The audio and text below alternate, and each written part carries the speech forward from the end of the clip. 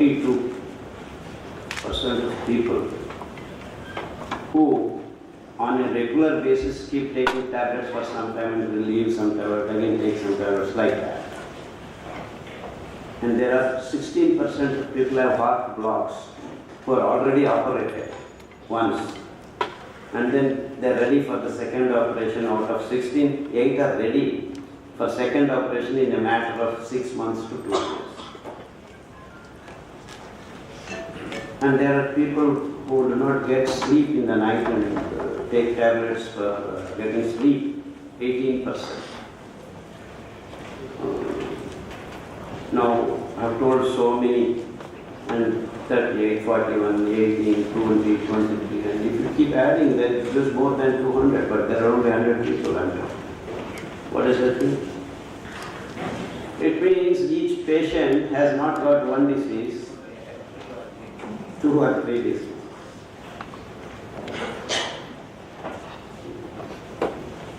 And as if it is not enough, these BP, I didn't mention cancer, I believe they're now reaching 16% again.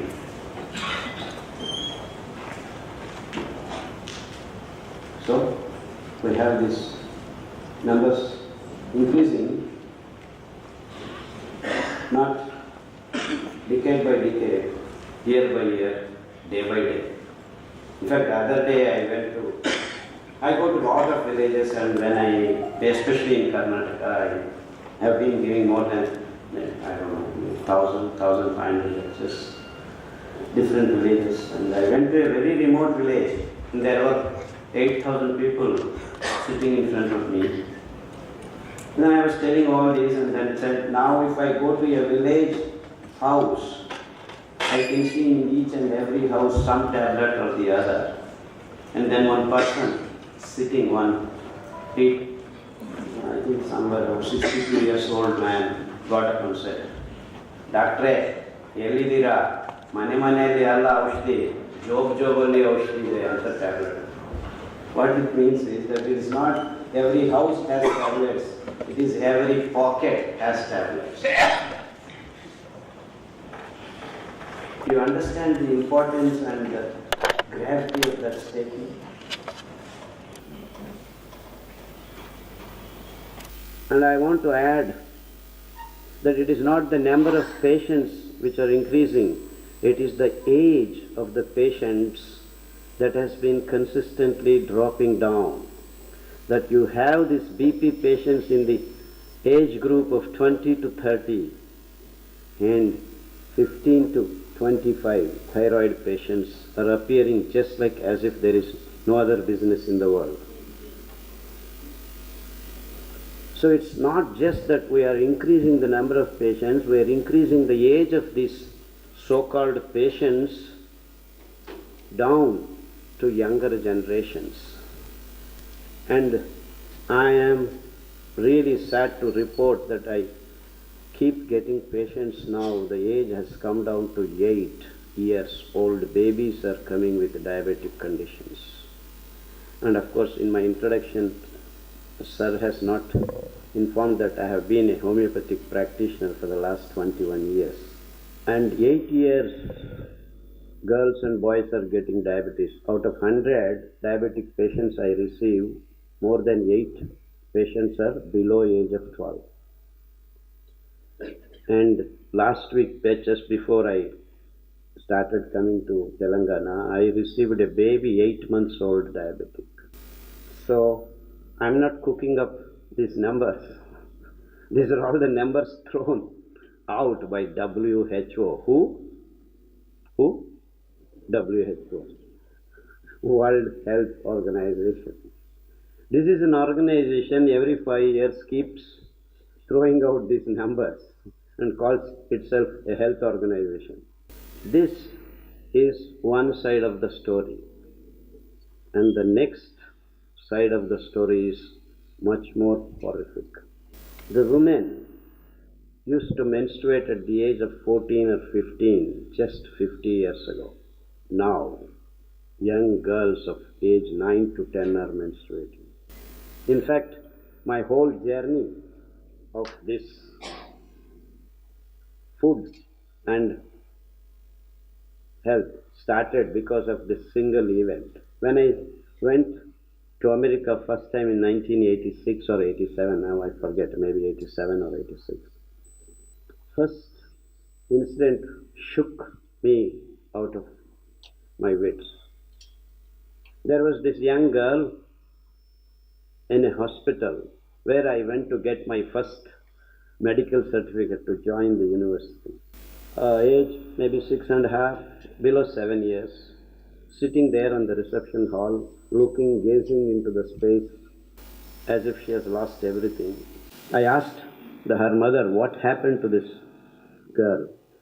The mother said nonchalantly that she started menstruating and the bleeding has not stopped for the last 20 days and they have given her 2-3 injections already and nothing has happened. Hence, she brought her to the hospital. So, that was the biggest shock of my life. The reason was, where I came from India, the women at that time, I never imagined would menstruate at the age of 6 or 7. And what I remember was 14, 15 years of age, natural age of. This is 1986 we are talking about. So I asked the doctor, what happened? How come this girl at the age of 6? And I just happened to finish my PhD on steroids. Estrogen, progesterone, testosterone, these are sex hormones. So I knew the 2 or 3 things about these chemicals. So the doctor again nonchalantly said, oh, this girl little bit too early, but generally here we are seeing all the girls are menstruating at the age of 9 or 10. So in 1985-86 itself in America, girls have started menstruating at that young age. So it shook me out of, what happened? How come in India people are menstruating at they're 14 and here it comes 9, 10? I mean, it's amazing, 5 years, how did they cut short this? So I questioned the doctor, do you think these girls are getting some steroids somehow, somewhere? He got angry. I just left the place, I got my certificate and joined her.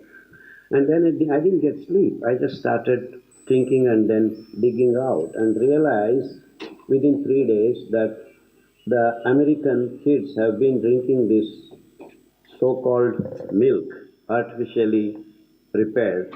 That is, they have modified these cows to produce more milk with in vitro fertilization and a lot of antibiotics and oxytocin, another hormone, a growth hormone, a protein hormone, and then estrogen, a sex hormone, injecting these cows, and then you start producing milk in the range of 10 to 15 liters each time the cow is impregnated and the baby comes out. So this milk has been packeted, pasteurized, homogenized, put it into plastic dabbas and put it in the cold rooms. After 10-15 days, all the babies have been fed because there at that time the women were under the social pressure of working. I mean, their career was important and they were working very early. So after the baby is born, they had to just get back to the corporate world culture, just get back to work, otherwise you have no work. So this was the condition in which they just started going to. So they needed the babies to be fed on artificial milk, and then here we go, we have biotechnology, we're producing a lot of milk. Please feed your babies, milk is very good, milk is complete food, all these advertisements. That's how these babies were fed this milk, and then these hormones started entering the body and making their presence. That means the imbalance, the balance or whatever you call, has happened in this baby. So the whole system started experience. See, in the name of producing milk, what did they produce? They produced something that has changed. I'm not talking about diseases. Now the whole nature of the women has changed, and then as if it is not enough, milk has to be consumed because they're producing liters and liters, millions of liters. They said, oh, you write in textbooks, milk is good. Complete food. For whom? Your mother's milk is good for you, that is complete food. And the cow's milk is good for the calf, not for you. So the whole world, in the name of producing milk, started getting these cows.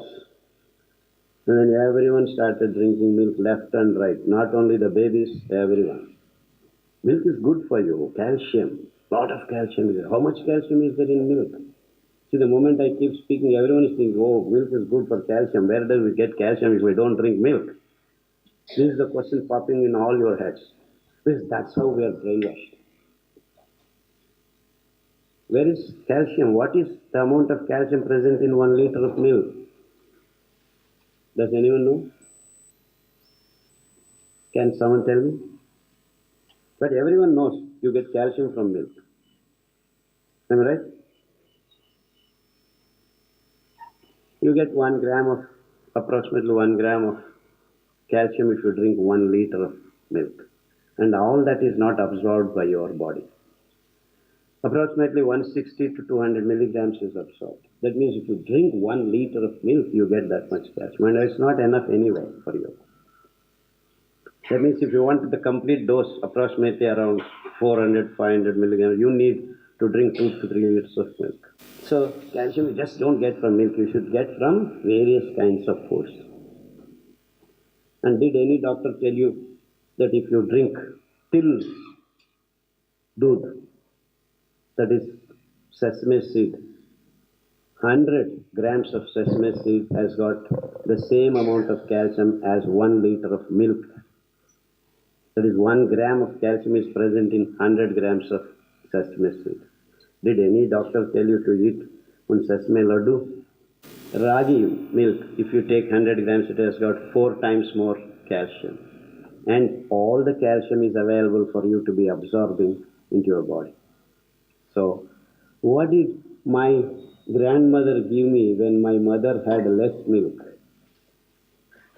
I don't remember, but after growing up, I remember my mother telling me, you are grown on ragi milk, you are grown on sesame seed. So, our elderly people knew what was required for you. But no doctor. I'm not talking about foreign doctors. I'm talking about our scientists, our doctors.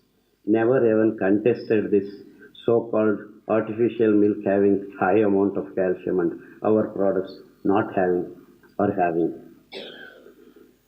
And if you drank milk from ragi or navane or sajje, you would have been much healthier because you would not have had this hormonal imbalance at all. And all the women drinking coffee, tea. Without coffee, how can I live? Without coffee, the life doesn't. The gaadi shuru nahi hota hai. So each cup of coffee you're drinking, I'm not talking about caffeine, I'll talk about it later. I'm just talking about the milk dose that you're taking is giving you beautiful dose of steroids, and that's why you're actually more addicted. It's not caffeine, it is the steroids in your milk that you're addicted to. What has happened? All our women in the last 20-25 years start getting mustache on their lips. No problem, we have beauty parlors, another cosmetic industry takes. So we have girls menstruating at the age of 9 and 8, and if it becomes too much, nowadays I started getting girls menstruating in the 4.5. Can you believe a 4.5-year-old girl? You say you have become lady already? And no one cares. No scientist talks about it. No doctor wants to do anything about it. And there has been millions of women suffering from these menstrual problems because of this unnatural milk intake for the last 15 years to 20 years. They have been just gulping painkillers when and during these menstrual cycles. Millions and millions and millions of dollars have been generated just by these painkillers. And many women have lost their kidneys. No problem, we have dialysis units. And no one, no scientist, no doctor, no politician, no university professors or interested in saying anything about this, leave alone doing something about it. I have been talking about this for the last 20 years. No one cares. I just tell my patients who come to me, please, for heaven's sake, don't touch milk, don't touch coffee, don't touch tea, don't touch the water in the plastic bottles. The whole world is drinking water in the last 15 years or 20 years, and before that 15, 20 years, the Europe and America have been drinking this plastic water, and wonderful nanoparticles of these plastic materials have been coating your celiac areas in your intestines, and then you have been deprived of these wonderful micronutrients like selenium, copper, zinc, which are directly responsible for your health of the hair. If you want to have hair on your head, you need these micronutrients. Lo and behold, what happened? Our Tirupati Timmappa Kudulu business has come down 10 times in the last 15 years. Though the number of bhaktas visiting Tirupati has increased tenfold. What does that mean? These Europeans lost their hair just long before we lost, and they were looking for, what do we do for our hair? They look, oh, here is Tirupati Timmappa selling the hair. And he was making 180 crores or something in 2000. Now 2015 it has come down by half. So in the last 15 years we also started using this so-called hygienic, crystal clear. These are the advertisement taglines. RO water. Dream girl comes and sells. So drink.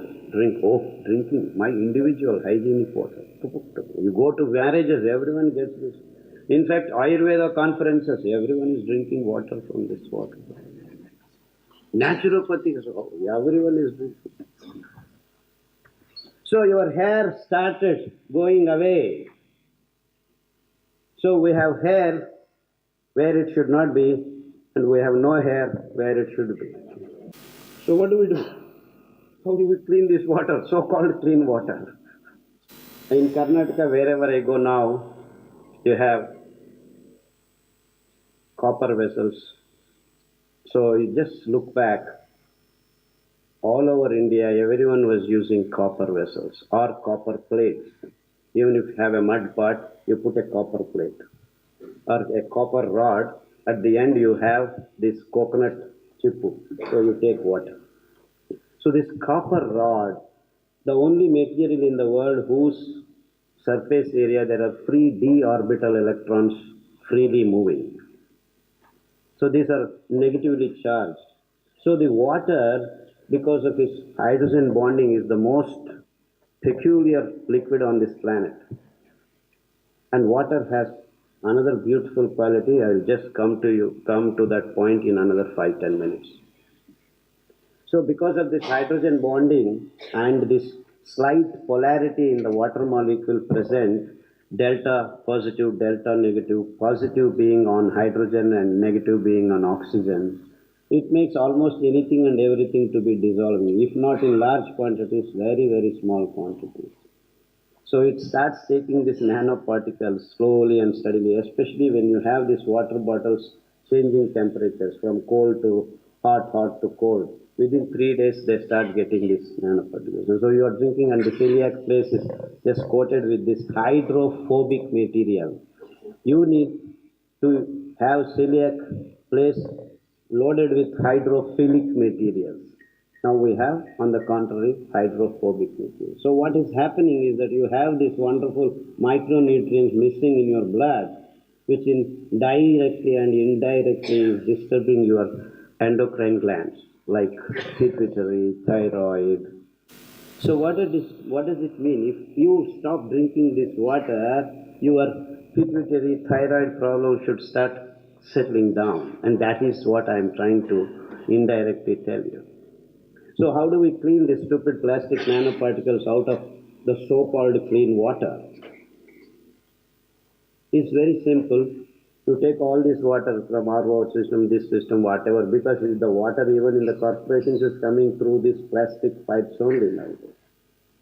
So you just put it in a mud pot or a steel pot which is very neutral and drop a copper plate maybe 3 inch by 12 inch into it, and overnight the water gets cleaned up. All these unwanted chemicals, viruses, bacteria, because this electrons rotate and kill even the viruses. The best and most effective way of killing any virus is just to make it touch copper for 1 or 2 hours. So all these dead bodies can be actually collected onto the plate, and then you just have to take the plate out and take tamarind or lemon or tomato, clean it back and drop it down. Back again it is ready to clean for you. Not 1 day, 2 day, 3 day, 4 days, not 10 years, 15 years, 20 years, 60 years. After you die, you can give it to your daughter, or before you die, give it to your daughter. Then your daughter can hand it over to her daughter or son. It can go on for generation and generation. If you spend approximately 200 rupees for your copper plate, then you have your water all along. And that water, if you start using for your kitchen needs also, not just for drinking. So in the last 15, 20 years, I have seen all over the world people drinking this water, as if they have just wonderful clean water, and we are giving all our babies plastic bottles, every school kid drinking glug, like that. So if your water was in a mud pot and there was a copper plate, that would have been clean enough. In fact, that's the only clean water we can find. Simple technique. And the most effective technology and most decentralized technology. There is no money involved here at all. So what I have done, in fact, lot of young people losing hair, 20, 25, sir, nani madhuve aagta illa, I'm not getting married, sir, I'm bald head. This bald head business, it used to be 4 out of 100 men, and 10 lakhs, 1 out of 10 lakh used to be the ratio for women. But now we have 4 women bald heads out of 100. Imagine the percentage of how it has changed. And that means we are changing the nature of human beings. I'm not talking about diseases. We are changing ourselves, because what did they do? This artificial milk, artificial water, and going one step further, artificial oil, order of the day. Octane and higher units form our diesel and then petrol, and lower than octane, carbon unit octane, lower, butane, hexane, pentane, they are actually coming out as a byproduct or product that is not necessary in this refinery industry, like mineral oil. A light, transparent, no smell, very good looking oil. So this refine this, what do I do with this so much ample? If you produce 1 liter of this diesel or petrol, you have around 200 and 250 ml of this oil coming out. So imagine the amount of this mineral oil being produced in tons and tons and tons. So what do we do with this? Let's see. The whole world is taking some oils, that's sesame seed oil, coconut oil, groundnut oil. Let us just say this coconut oil, if you take, you will get cholesterol. So if you take till oil, you will become black. If you drink groundnut oil, you have aflatoxins in it. Your nerves will go. So these so-called scientists start writing articles about these kinds of oils all over the world. Wherever, whatever oil you're using, there is some problem with it. So this so-called scientists started writing in 1970s and 80s, because that's when they had to do something about this. So we have wonderful oil which is free of cholesterol, free of this, free of that. There's nothing there, actually it's just a mineral oil. They packet it and say groundnut oil. It looks like, I just have 1 kilo of that chemical, it makes you feel that it is groundnut oil. 1 kilo of another chemical, it makes you coconut oil. 1 kilo of rice bran oil. Tons of rice oil is produced. In fact, Rice bran has got, if you actually press 180 kilos, you may get 100 to 200 ml of oil. So we have tons of rice bran oil being produced. Olive oil, very good, omega acid, fantastic for your health. Now, lo and behold, all over the world, everyone is using olive oil. I don't know where this olive oil is coming from, because there are hardly any olive trees on this planet. But just to watch 1 hour cookery shows, every cook is using feverishly olive oil, below, up, down, everywhere. And if I just calculated sitting in just for 1 hour, it goes beyond 10,000 liters. Just cook shows, not what you are all using. Imagine how much they are selling. And everyone is happily thinking they are taking olive oil and they have omega acid and they are getting better and better. Their hair is going away. What are you doing by consuming these so-called oils? You are just having notion of food. You don't have food at all. We are all okay with it. Because these doctors, these scientists are the omega acid, this acid, that acid. Cholesterol is there in coconut oil. In fact, the best things are there in your sesame seed. Do you all know in India, if someone dies, what do? Put yellow in the mouth and say Narayana, Narayana. You understand what I'm saying? Till मुंह में डाल के राम राम बोलते हैं. क्यों? This way, that way, if there is any life left, he would respond if still works. And if it didn't work, this fellow is really dead, take him away. That's what it means. So when I put yellow, that is sesame seed, into your mouth, that is the last test.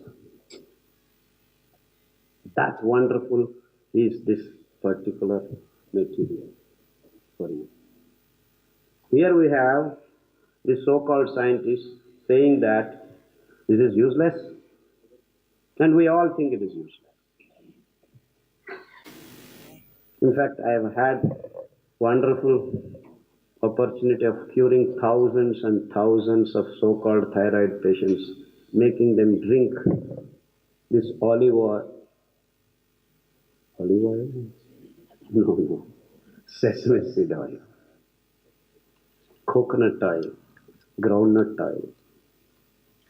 Done by Sikka, Ghana. The old big stem of a big tree, and you have a log and two cows, oxen going around, and you produce oil. If you put 10 kilos of groundnuts, you would get 3.5 liters of oil. But now, in the machines, you produce 6 to 7 liters of water just by using expellers. You heat it, but you're changing the nature of the oil. So if you take that oil, be it coconut oil, be it safflower oil, be it till oil, be it groundnut oil, you can cure thyroid problems just like that in a matter of 3 months, and I have thousands and thousands and thousands of patients I have not cured.